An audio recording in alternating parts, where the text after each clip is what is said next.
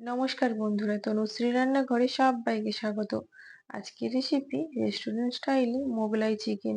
তাহলে আসুন দেখে নিয়ে যাক আজকের রেসিপি। এখানে আমি 600 গ্রাম চিকেন নিয়েছি। চিকেনটা ভালো করে ধুয়ে পরিষ্কার করে নিয়েছি। দিয়ে দিলাম লেবুর রস, হলুদের গুঁড়ো, লঙ্কার গুঁড়ো, জিরে গুঁড়ো, ধনে গুঁড়ো, আর দিলাম আদা রসুন বাটা, স্বাদ মতো লবণ, গোলমরিচ গুঁড়ো। এবার ভালোভাবে মাখিয়ে নিতে হবে।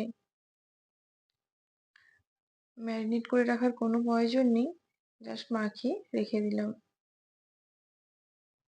এবার কড়াইয়ের মধ্যে দিয়েছি সাদা তেল, তারপর দুটো পেঁয়াজ কুচি ভালো করে ভেজে বেরেস্তা বানিয়ে নিলাম। ভাজা হয়ে গেছে, ওটা তুলে রাখবো।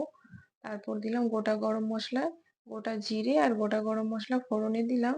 ফোড়নটা হালকা ভাজা হয়ে যাওয়ার পর চিকেন পিসগুলো অ্যাড করে হালকা ফ্রাই করে নিয়ে এটাকে ঢেকে রাখবো 10 মিনিটের জন্য, অবশ্যই লো আছে।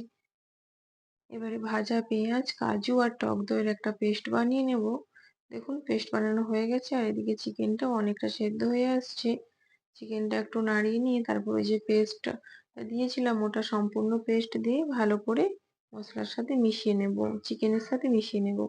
তারপর দিয়ে দিলাম কাঁচা লঙ্কা কুচি, পরিমাণ মতো জল অ্যাড করে আবারও কিছুক্ষণ ঢেকে রাখবো, যতক্ষণ না চিকেনটা সেদ্ধ হয়ে আসছে। দিয়ে দিলাম অল্প চিনি আর লবণ, দিয়ে ভালো করে মিশিয়ে নিয়ে ঢেকে রাখবো।